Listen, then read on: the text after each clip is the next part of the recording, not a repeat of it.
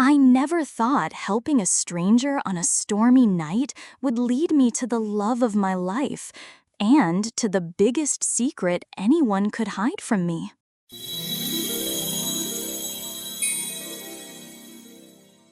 The deafening roar split the night sky before the crash echoed through Pine Valley at precisely 2:17 a.m.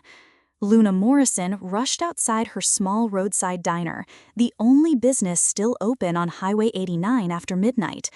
Through the smoke and twisted metal scattered across the meadow, she counted 3 figures moving in the wreckage: a pilot slumped unconscious against his seat, a younger man in an expensive suit frantically checking vital signs, and an older man, dignified even while bleeding from a head wound, coordinating their escape from the smoking aircraft. Jesus Christ, are you all okay? Luna didn't hesitate, grabbing her well-stocked first aid kit and leading them toward the safety of her diner. The older man immediately caught her attention. Mid-50s, she guessed, with silver threading through dark hair and expensive clothes torn by metal and glass. Even in crisis, he carried himself with the quiet authority of someone accustomed to command. His eyes, she noticed, were an unusual shade of green, intelligent, assessing, but not unkind. "The pilot needs immediate medical attention," he said calmly, his voice carrying traces of an East Coast education despite the circumstances. "Marcus, can you get cellular service out here?" Marcus, the younger man, clearly some kind of assistant, was already on his phone, his expensive suit torn at the shoulder. "Sir, I'm getting 1 bar, but they're saying 20 minutes minimum in this weather condition." Leonardo Santaro, though Luna didn't know his name yet, assessed their situation with the calculated precision of someone who'd survived worse crises than helicopter malfunctions. But this backwater location, 30 miles from the nearest hospital, complicated everything about his carefully planned reconnaissance mission. Inside the warm, pine-scented diner, Luna worked with quiet efficiency that impressed all 3 men.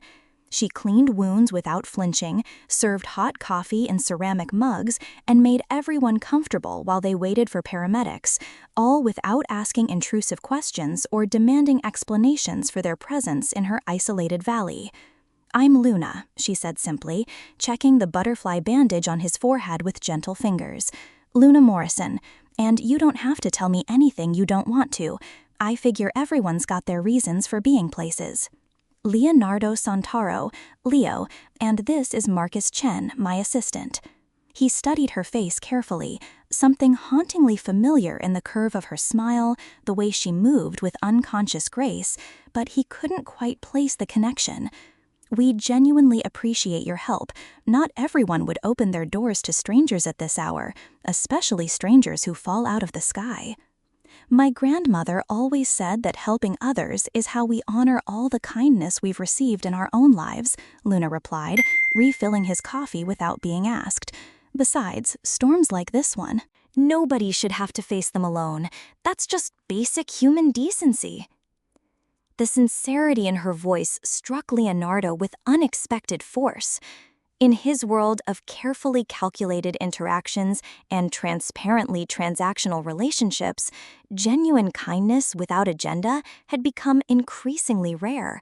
This young woman, mid-20s he estimated, with warm brown eyes and calloused hands that spoke of honest work, possessed something his considerable wealth couldn't purchase: an authentically good heart, untainted by ulterior motives.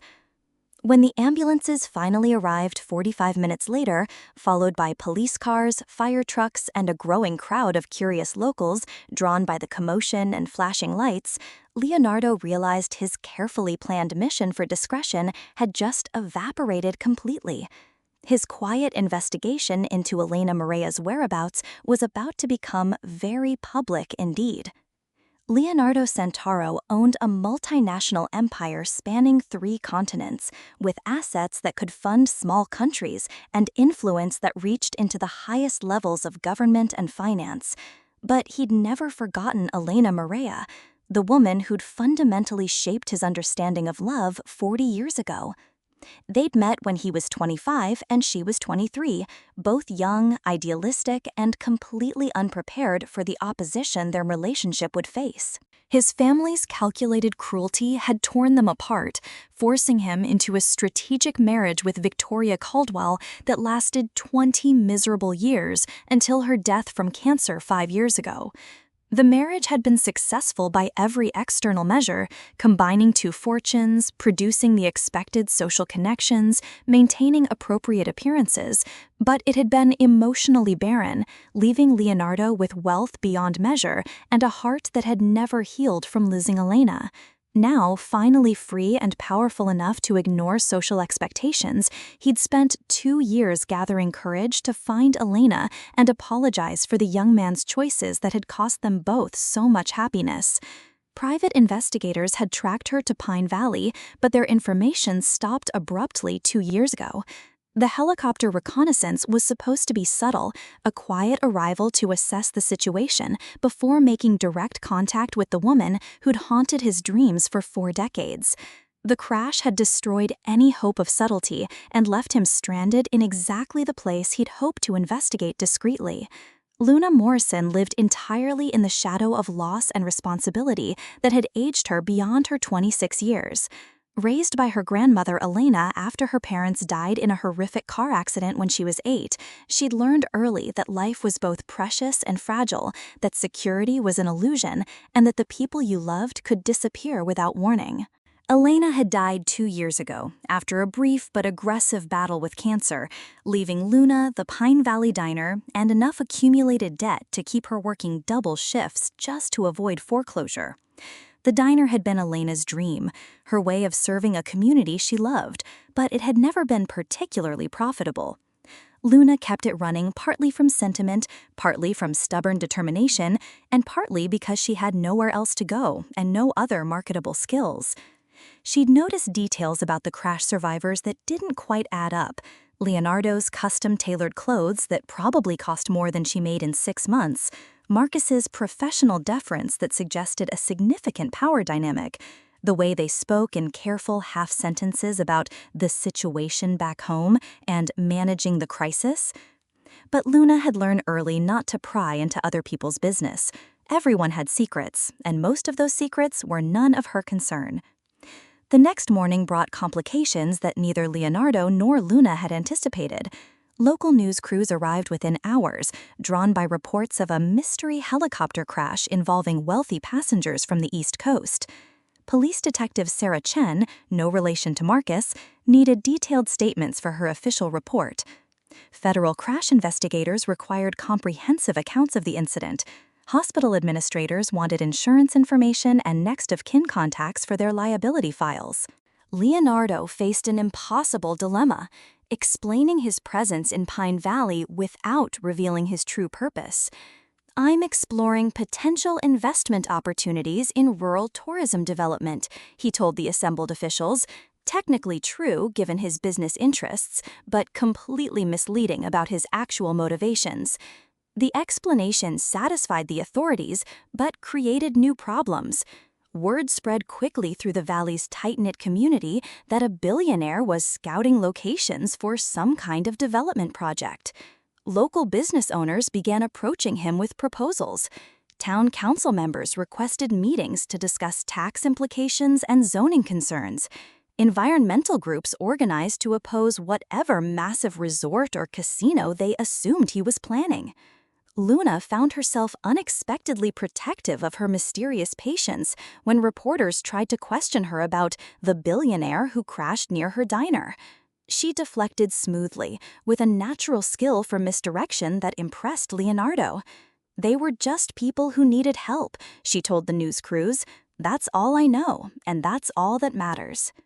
Marcus worked 18-hour days from his laptop in the diner's corner booth, fielding increasingly frantic calls from board members, damage control specialists, and corporate lawyers.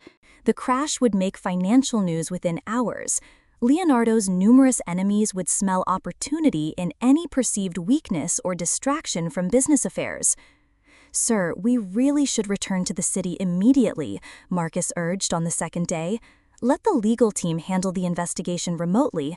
Your presence here is raising questions we don't want to answer."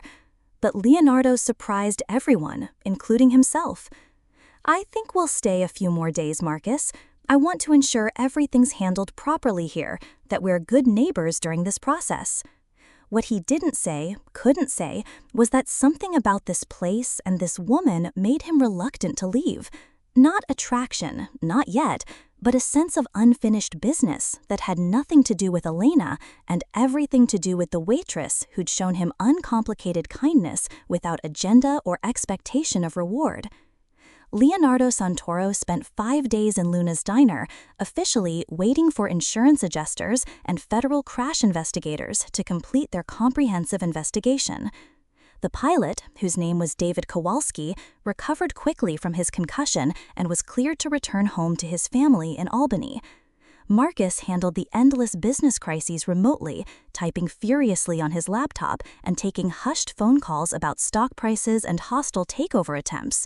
But Leonardo seemed in no hurry whatsoever to leave Pine Valley. He wasn't investigating Elena's disappearance. He was genuinely enjoying Luna's company in ways that surprised him.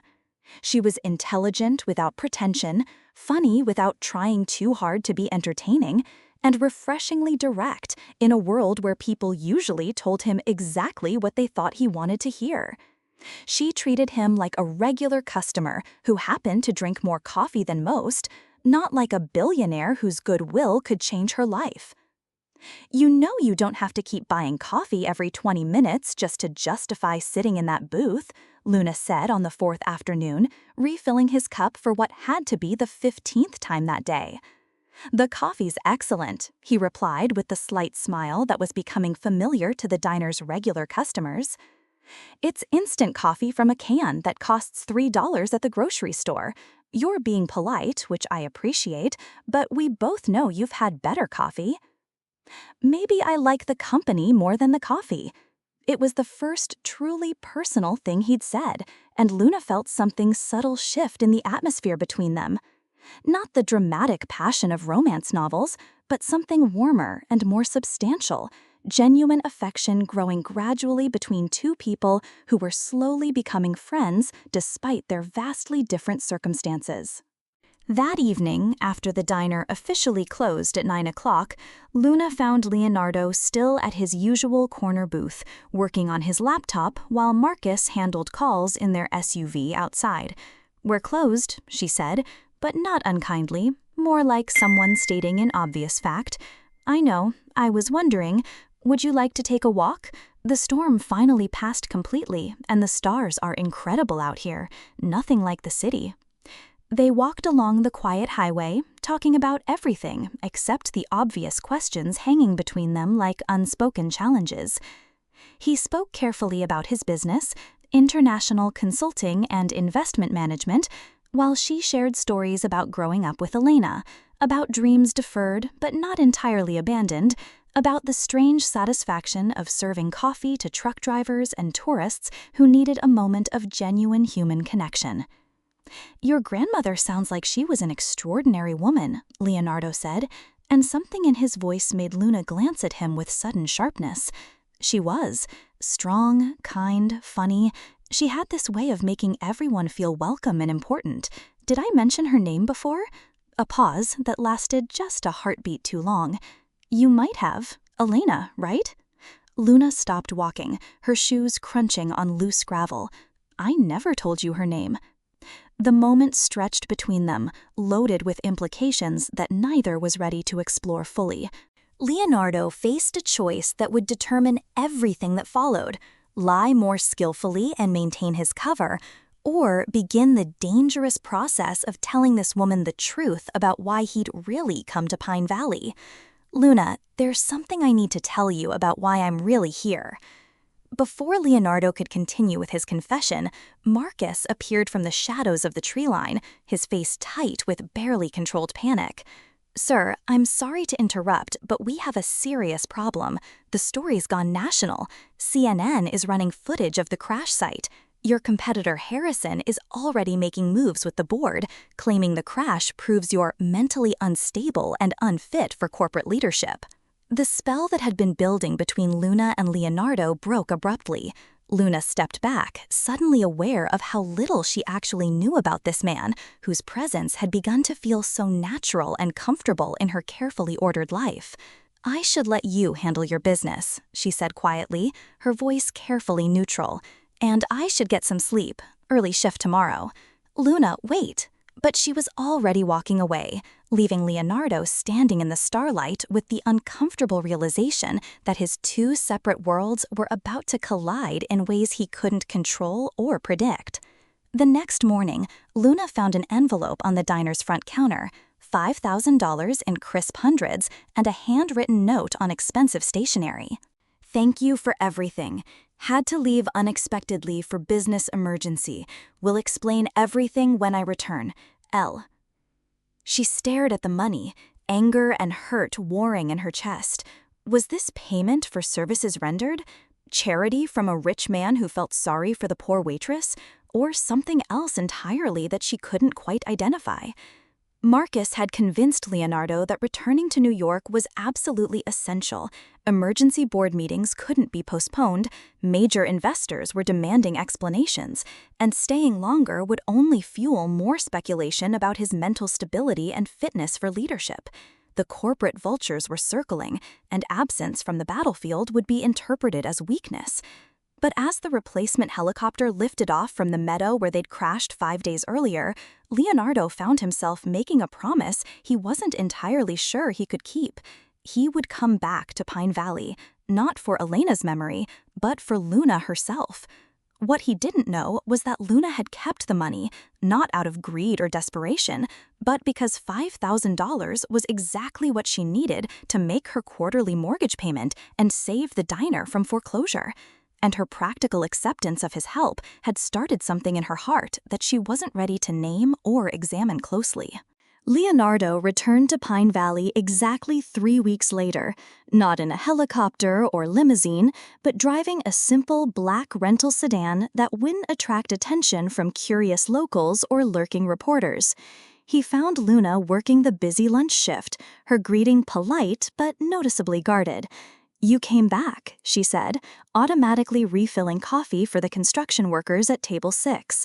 "I said I would." He took his familiar seat in the corner booth. "And I owe you a complete explanation." "You don't owe me anything. The money more than covered any inconvenience." Her coolness stung more than he'd expected. $5,000 buys a lot of coffee and cleanup time. Leonardo realized immediately that his usually effective approach, solving problems with generous financial gestures, had backfired completely with Luna. She wasn't impressed by his wealth. If anything, it made her more suspicious of his motives and more protective of her independence. "That's not how I meant it," he said quietly. "Then how did you mean it? Because from where I'm standing, it looks like rich man feels sorry for poor waitress and throws money at the problem to make himself feel better." "You're right. I handled it badly. I'm not good at this." "Good at what, exactly?" "At being around people who don't want something from me, at relationships that aren't transactional, at caring about someone without trying to fix their problems with my checkbook." The honesty in his admission caught Luna off guard. She studied his face, seeing something vulnerable beneath the controlled exterior that she hadn't noticed before. "Stay for dinner," she said finally, after a long pause. "Real food, not diner coffee and day-old pie. I'll cook something decent after we close." Over the following days, Leonardo became a regular fixture again, but their dynamic had shifted significantly. Luna was more cautious, asking pointed questions about his life and business. Leonardo answered as truthfully as possible, but always carefully editing out the crucial detail of why he'd really come to Pine Valley. "What kind of consulting do you do exactly?" she asked one slow afternoon. "Strategic planning, mostly, helping companies navigate complex transitions during difficult periods." And you just happened to be flying over our little town when your helicopter decided to malfunction?" "I was investigating a personal matter, researching family history in this area." Luna's internal radar activated immediately. What kind of family history? Leonardo chose his words with extreme care. Someone I used to know lived somewhere in this region decades ago. I was trying to find out what happened to them, where they ended up. Someone important to you? Very important. Someone I lost touch with long ago and always regretted. Luna set down the coffee pot and looked at him directly. Are you going to keep being mysterious about this? It's complicated. Most important things are complicated. Doesn't mean they can't be explained. That evening, Luna mentioned their conversation to her neighbor, Mrs. Helen Patterson, who'd lived in Pine Valley for over 60 years and knew everyone's business going back 3 generations. Rich man from back east looking for someone from the old days? Mrs. Patterson mused thoughtfully, rocking on her porch while Luna helped her water the garden. You know, your grandmother Elena used to get letters from some fellow back east. City boy, she always called him. This was decades ago, long before you were born. Luna felt a sudden chill despite the warm evening air. What kind of letters? Love letters, I always suspected, though Elena never said much about them directly. But I saw her reading them sometimes in her garden, usually in the evenings. Always made her smile first, then look sad and wistful. Did she ever mention his name? Not that I recall. But those letters came regular as clockwork for maybe 15 years, then just stopped completely. Elena was different after that, sadder, more closed off. Never married, never seemed interested in dating anyone local. Luna spent that night going through Elena's belongings with new eyes, searching for evidence of this mysterious correspondence. In the back of Elena's bedroom closet, behind a shoebox full of old tax returns, she found a wooden jewelry box she'd never opened. Inside, wrapped in tissue paper, were dozens of letters postmarked from New York City. The return address read, El Santoro. Her hands shaking, Luna opened the most recent letter, dated 25 years ago. My dearest Elena, I know you think I chose duty over love, but you're wrong. I chose your future over my happiness. My family would have destroyed both of us if I'd stayed. I love you too much to let that happen. But I'll never stop hoping that someday, when I'm strong enough to protect us both, I can come back and make this right. Forever yours, Leo. The next morning, Luna confronted Leonardo before the diner opened, her voice shaking with controlled anger and betrayal. You knew her, didn't you? My grandmother Elena? That's why you're really here in Pine Valley. Leonardo's carefully maintained composure slipped visibly. Luna, please let me explain. How long have you known? Since the first night? Since you heard her name? Not immediately, but yes, I came here looking for Elena, and found me instead. Luna laughed bitterly. No wonder you've been so interested in the poor little waitress. I'm the consolation prize, aren't I? It's not like that at all. Then what is it like? Because from where I'm standing, it looks like you've been playing some kind of elaborate game with my emotions while chasing ghosts from your past. Leonardo stood, desperate to make her understand. I came here to find Elena, yes. But what's happened between us? That's completely real. That has nothing to do with her. Everything about you has to do with her. You probably see her every time you look at me, wondering if I smile like she did, if I laugh the same way. Luna, please. No. She stepped back, tears threatening to spill over. I need you to leave. I need time to think about all of this. Leonardo left without arguing, but not before saying quietly, I'm staying at the Riverside Inn if you want to talk. I'll wait as long as you need. But Luna was done waiting for answers that came in pieces. That afternoon, she called Detective Chen and asked a question that would change everything. If I wanted to find out more about someone's background officially, through legal channels, how would I go about that? What kind of background information are you looking for? Chen asked. Everything. Financial records, marriage certificates, court documents. I want to know who Leonardo Santoro really is, and what he really wants. Detective Chen's investigation revealed far more than Luna had bargained for. Leonardo Santoro wasn't just wealthy.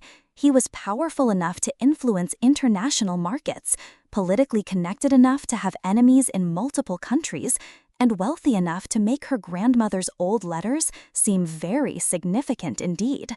Elena Morera received correspondence from a Leonardo Santoro for approximately 15 years, Chen reported, spreading documents across her desk.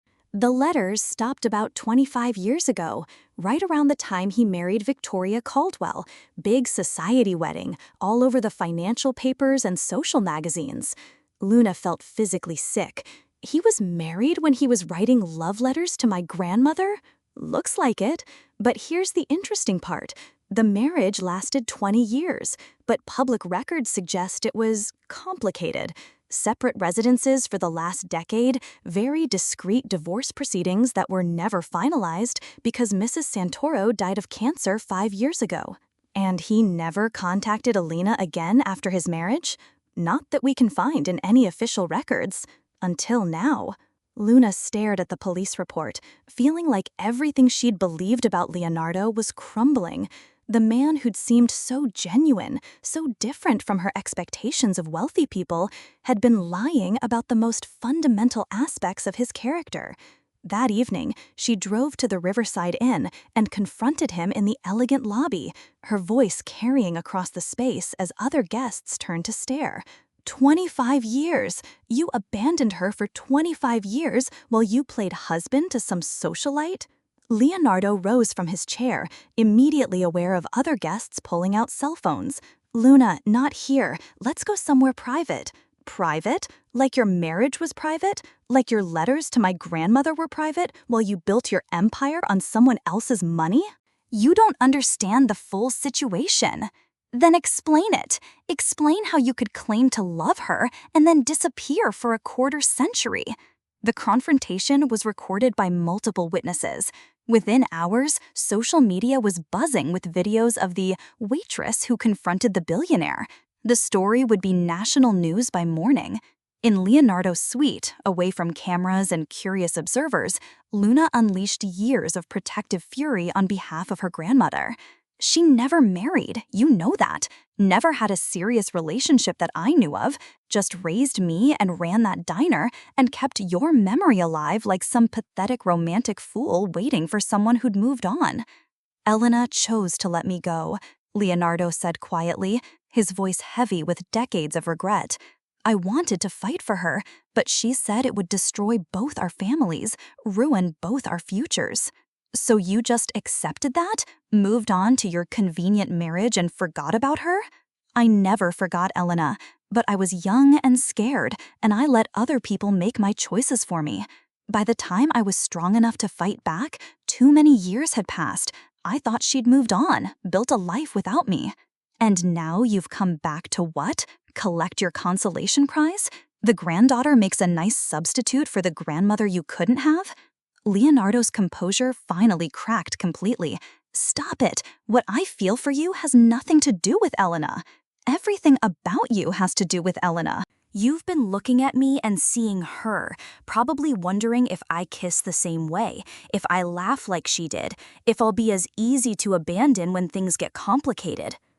That's enough. Leonardo's voice filled the room with decades of accumulated pain. You want the truth? Here it is.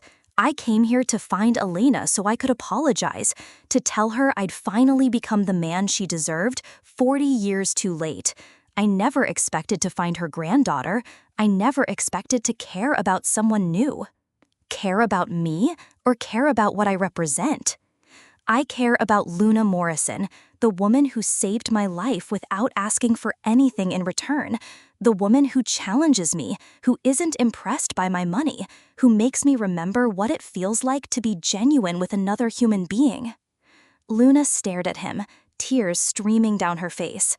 I don't know what's real anymore. I don't know what's you and what's just guilt about my grandmother. The confrontation had been overheard and recorded. By morning, gossip websites were running stories about Billionaire's lost love triangle and Waitress caught in dead woman's love story. Luna's phone rang constantly with reporters wanting interviews about her relationship with the mysterious businessman who abandoned her grandmother. The Pine Valley Diner became a media circus. Customers came not for food, but to gawk at the woman from the story. Luna found herself trapped in a narrative she'd never chosen, painted as either a gold digger who seduced a vulnerable widower or a naive girl manipulated by a calculating billionaire seeking to assuage old guilt. Leonardo faced equally serious consequences. Board members questioned his judgment and mental stability. Competitors suggested the emotional instability that led to helicopter crashes and public scenes with waitresses made him unfit for leadership of a major corporation. Stock prices fluctuated wildly based on speculation about his psychological state and decision-making capacity. But the worst consequence was intensely personal. Luna refused to see him, screening her calls and closing the diner whenever his rental car appeared in the parking lot. Marcus found him staring out his hotel window on the 5th day of her silence. "Sir, the board is demanding your immediate return. There's a vote of no confidence scheduled for next week." "Let them vote," Leonardo said quietly. "I'm not leaving until she'll talk to me." "You could lose everything you've built." "I've already lost everything that actually matters." For the first time in their 15-year professional relationship, Marcus saw his boss not as a strategic mind calculating the next move, but simply as a man in love who'd made terrible mistakes and didn't know how to fix them. The media attention eventually died down, but the damage was permanent. Luna's privacy was gone, her simple life complicated by strangers who thought they knew her story. Leonardo's reputation was permanently altered, his business relationships strained by questions about his emotional stability and judgment. 3 months after their devastating confrontation, Luna had developed a carefully structured routine designed to avoid thinking about Leonardo Santoro. She worked early morning shifts to miss the dinner crowd that still occasionally included tourists hoping to see the diner from the story.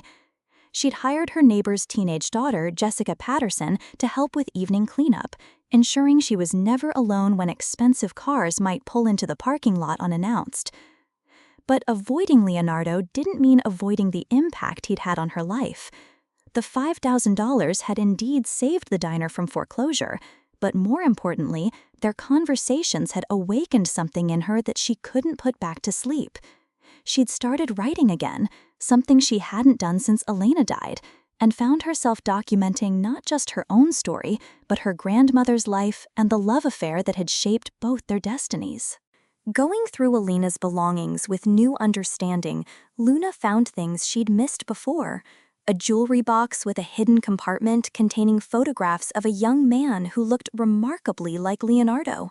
Diary entries that spoke of Leo with a pain that made Luna's chest ache. And most surprisingly, letters Elena had written but never sent. "My darling Leo, I know you think I chose duty over love, but you're wrong. I chose your future over my happiness. Your family would have destroyed you if you'd stayed with me, and I loved you too much to let that happen. But I've never stopped hoping that someday, when you're strong enough to protect us both, you'll come back." Reading her grandmother's words, Luna began to understand the complex dynamics that had shaped Elena's choices 40 years ago. Her grandmother hadn't been a victim or a fool. She'd been a woman, making impossible decisions with limited options, trying to protect the man she loved, even at the cost of her own happiness. Meanwhile, Leonardo had returned to New York, but found no satisfaction in the life he'd built over decades.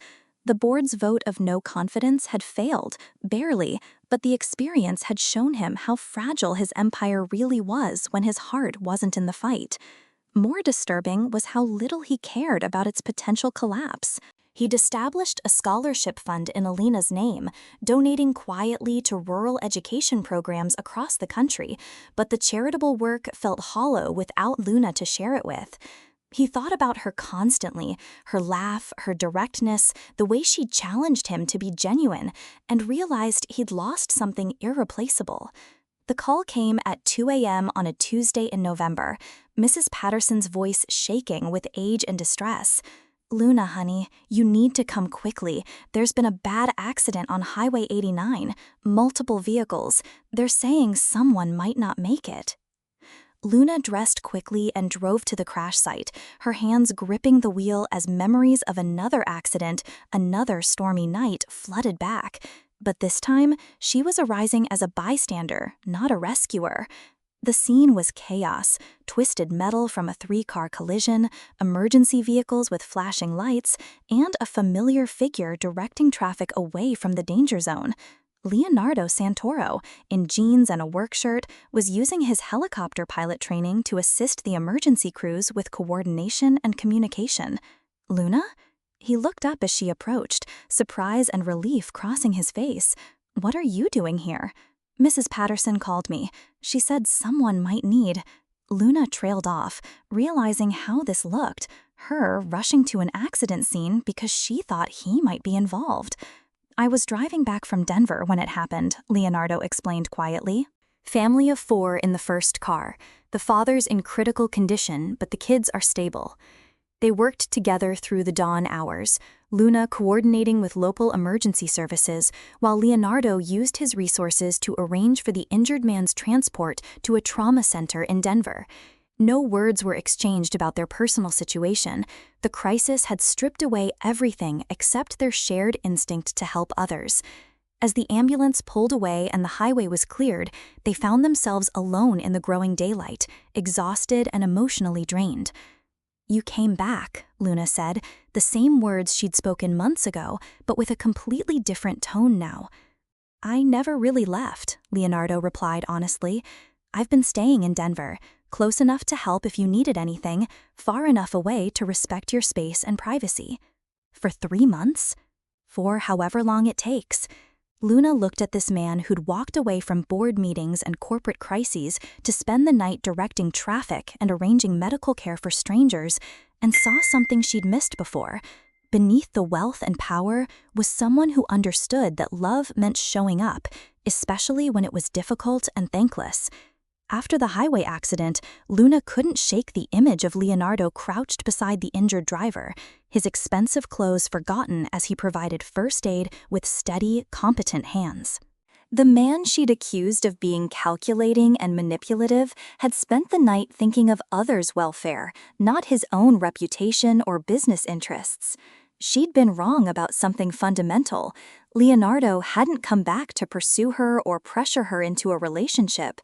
He'd stayed close in case she needed help, the same way she'd help any neighbor in trouble. The realization forced her to examine her own motivations for pushing him away so violently. "I was scared," she admitted to Elena's photograph that night, sitting in her grandmother's old chair. "Scared that someone like him couldn't really love someone like me. So I found reasons to prove myself right, to justify running away." Reading more of Elena's unsent letters, Luna discovered her grandmother had struggled with identical insecurities. "How can someone from his world truly understand mine? How can I trust that his love is real when everything about our lives is so different? What if I'm just a novelty, a break from his real life?" But Elena's later letters revealed a deeper, more painful truth. "I was wrong to let fear make my choices. Love isn't about matching backgrounds or bank accounts. It's about choosing each other every day, regardless of obstacles. I should have been brave enough to fight for us." Luna realized she'd inherited more than Elena's diner and debt. She'd inherited her grandmother's tendency to protect herself by pushing love away before it could hurt her. Leonardo, meanwhile, had spent 3 months in uncomfortable but necessary self-reflection. His board's attempt to remove him had forced him to confront an uncomfortable truth. He'd built his empire partly to prove himself worthy of Elena's love, but in the process, he'd become someone Elena might not have recognized or respected. "I turned myself into what I thought she needed," he told Marcus during one of their long conversations in his Denver hotel room. "Powerful, untouchable, successful enough that no one could force us apart. But Luna showed me that what Elena actually valued was kindness, authenticity, the willingness to be vulnerable with another person." "So what now?" Marcus asked, genuinely concerned for his employer's well-being. "Now I figure out how to be the man Luna could love, not the man I think she should want. It was a distinction that would have been meaningless to him 6 months ago, but had become the central question of his existence. Leonardo's approach this time was fundamentally different. Instead of grand gestures or dramatic declarations, he simply became part of the Pine Valley community. He bought a modest house on Maple Street, not a mansion, just a comfortable 2-bedroom place where he could live simply and learn what normal life actually felt like. He volunteered at the fire department, offering to fund equipment upgrades while learning to operate the vehicles himself. He joined the town's emergency response team, using his helicopter pilot training to assist with search and rescue operations. He attended town council meetings and listened more than he spoke. When Luna heard about his community involvement through the local gossip network, she was initially skeptical. "Rich man playing at being normal," she muttered to Mrs. Patterson while helping her tend her garden. But Mrs. Patterson, who'd lived long enough to recognize genuine change when she saw it, disagreed. "That man spent 6 hours yesterday teaching my grandson Tommy how to fix his motorcycle engine. Didn't mention money once, didn't act like he was doing charity work. Just 2 guys working on a bike, getting grease under their fingernails." Luna watched from a distance as Leonardo integrated himself into valley life. He wasn't trying to buy his way into acceptance or using his wealth to solve problems quickly and efficiently.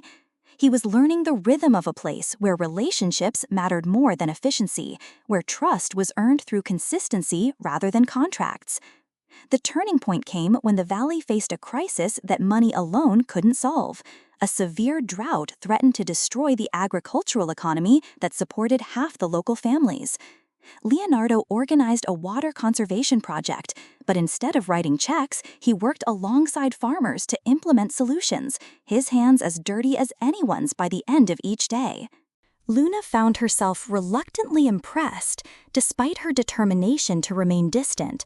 This wasn't the calculated charm of a businessman trying to close a deal. This was someone genuinely committed to the welfare of a community he'd chosen to join. When Mrs. Patterson suffered a minor heart attack in October, Leonardo was the one who drove her to the hospital, staying through the night to ensure she received proper care. He didn't call attention to his role. Luna only learned about it when the hospital administrator mentioned how grateful they were for his donation of new cardiac monitoring equipment. "He's different now," Mrs. Patterson told Luna during her recovery. "Quieter, more real somehow, less like he's performing for an audience." Luna was beginning to see what her neighbor meant, and it terrified her almost as much as it intrigued her. The anniversary of Elena's death arrived with unseasonable warmth for February, and Luna found herself at the small Pine Valley cemetery where her grandmother was buried. She'd come alone, planning to have a private conversation with Elena about forgiveness and fear and the complicated legacy of love that had shaped both their lives. She wasn't expecting to find Leonardo there, kneeling beside Elena's headstone with a simple bouquet of wildflowers, the same kind Elena had grown in her garden behind the diner. "I'm sorry," he said, starting to rise when he saw her. "I didn't know you were coming today." "It's okay." Luna approached cautiously, her heart beating faster than she'd expected. "What are you doing here?" Saying goodbye properly, Leonardo's voice was quiet, reflective. "I spent 40 years carrying guilt about Elena, thinking I'd failed her, that I was responsible for her unhappiness. But reading her letters, the ones Mrs. Patterson found in Elena's papers and thought I should read, I finally understood. She didn't want me to spend my life in regret." Luna stared at him in confusion. "I never gave Mrs. Patterson any letters to give you." "She found them when she was helping you clean out Elena's attic last month. She thought I should read them because they explained things that Elena never got to say." Leonardo stood, brushing dirt from his knees. "Elena wrote about you, Luna, about how proud she was, how much she loved your strength and independence. She wanted you to be brave enough to take chances she'd been too scared to take." "What kind of chances?" "The chance to love someone imperfect, the chance to build something real despite the obstacles." Leonardo faced her directly, his green eyes serious and unguarded. "I'm not the man I was when I first came here. I'm not even the man I was 6 months ago. But I know who I want to be, and it's someone worthy of your trust." Luna felt tears threatening as all her carefully constructed emotional defenses began to crumble. Leo, I don't know if I can. I'm not asking you to decide anything today, he interrupted gently. I'm just asking you to consider that maybe we both deserve a second chance. Not because of Elena, not because of guilt or obligation, but because what we have between us is worth fighting for. Luna looked at this man who'd changed his entire life on the possibility that she might someday forgive him, and felt something fundamental shift inside her chest. Fear was still there, but it was overshadowed by something stronger. The recognition that love required courage, and courage meant taking risks, even when the outcome was uncertain. Elena used to say that the best relationships aren't the easy ones, Luna said slowly, her voice barely above a whisper. They're the ones that make you grow into who you're supposed to be. And who are you supposed to be? Someone brave enough to love completely, even when it's complicated and scary. Luna stepped closer, close enough to see the silver threading through his hair, the lines around his eyes that spoke of recent sleepless nights. Someone like my grandmother, but with better timing and more courage. Leonardo's breath caught in his throat. Luna, are you saying? I'm saying I've been an idiot. I've been so afraid of being hurt that I threw away something real because it wasn't perfect or simple. Luna reached for his hand, feeling the calluses he'd developed from months of physical work. I'm saying I love you, Leo, not because you knew Elena, but despite all the reasons it should be impossible. It doesn't have to be impossible. No, Luna agreed, standing on her toes to kiss him softly, tasting salt from both their tears. It just has to be real. When they broke apart, both were crying. Tears of relief, of forgiveness, of a love that had been tested by secrets and misunderstandings and proven genuine through separation and reflection. So what happens now? Luna asked, her forehead resting against his. Now we figure it out together. No more secrets, no more assumptions. Just two people who choose each other every day, regardless of what anyone else thinks. Luna smiled, feeling lighter than she had in months. Elena would like that approach. Elena would like you being happy, Leonardo corrected. That's all she ever wanted, for both of us to find the courage to love completely.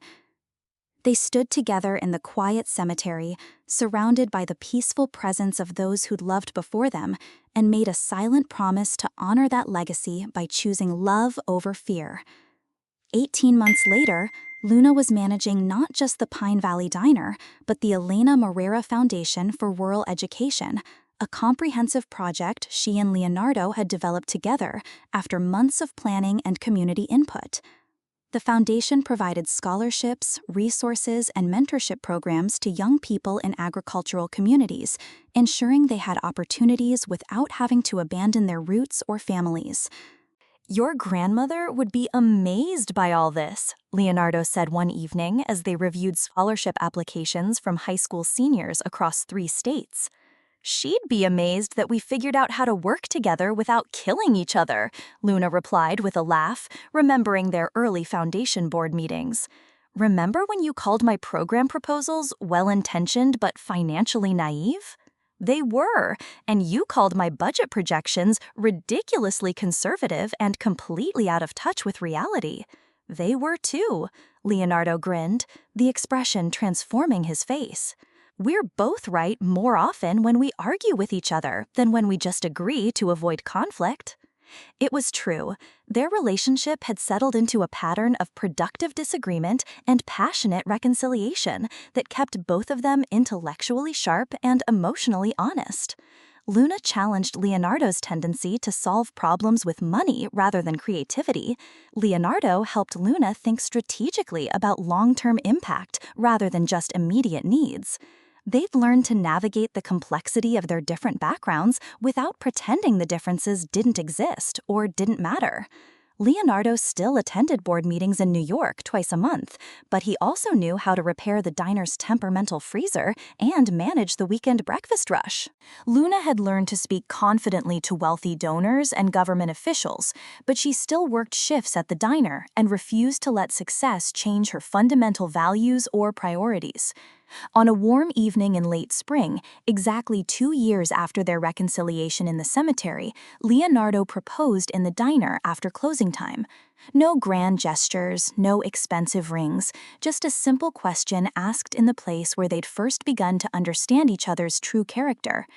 Luna Morrison, will you marry me and let me spend the rest of my life trying to be worthy of your love and trust? Luna looked around the modest diner that had become the foundation of everything good in their lives, the place where she'd learned that real love wasn't about perfection or convenience, but about showing up for each other consistently, especially when it was difficult and demanding. Yes, she said simply, her voice steady and sure, but I have one non-negotiable condition. Anything. We keep the diner exactly as it is, not as a tourist attraction or a symbol of where we came from, but as a working business that serves this community. Some things are worth preserving exactly as they are, and this place represents everything I want to remember about who we were when we found each other. Leonardo kissed her then, tasting coffee and dreams and the promise of a future built on solid emotional ground rather than shifting financial sand. 8 months later, they married in Pine Valley's small community church, surrounded by friends who'd watched their love story unfold through crisis and reconciliation. Luna wore Elena's carefully preserved wedding dress, altered to fit her smaller frame.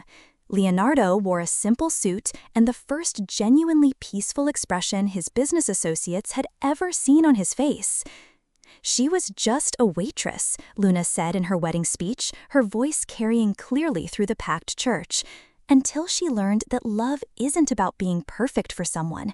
It's about being perfectly willing to grow with them, to challenge them, and to choose them every single day.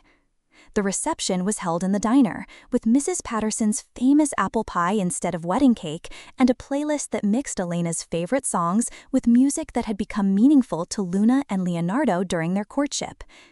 As they danced their first dance as husband and wife, Leonardo whispered in Luna's ear, "Do you think Elena approves?" Luna looked up at him, this man who traveled so far to find his past and ended up discovering his future, and smiled. "I think she's just happy we finally figured out what she knew all along, which is that love isn't about deserving each other, it's about choosing each other, completely and without reservation, and then doing the work to make that choice meaningful every single day." She was just a waitress, until love taught her that she deserved the world, and someone brave enough to help her claim it.